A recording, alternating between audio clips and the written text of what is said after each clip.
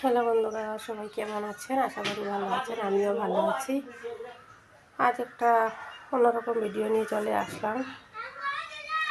কথাটা হলো যে কিছু মানুষ আছে নিজের দুষ্টা না থেকে অন্যের ঘাড়ে দুষ্টা চাপিয়ে দেয়।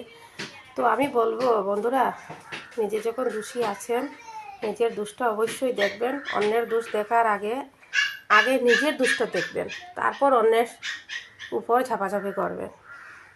কি ঠিক বললাম তো? নিজের দোষের সময় জজ হয়ে যান আর অন্যের দোষের সময় উকিল হয়ে যান না, এরকম তো হয় না। না, মানুষ মাত্রেই ভুল হয়, মানুষ মাত্রেই সুবিধা আছে। অন্যের দোষ দেখার আগে নিজের দোষটা দেখবেন, নিজের দোষটা যাচাই করবেন। যখন নিজের দোষ দেখতে পারবেন, জানতে পারবেন, তখন আর অন্যকে নিয়ে সমালোচনা করার সময়টা দিতে পারবেন না। যাই হোক, কথাটা অনেক কিছু বললে ফেলাম, খারাপ পাবেন না।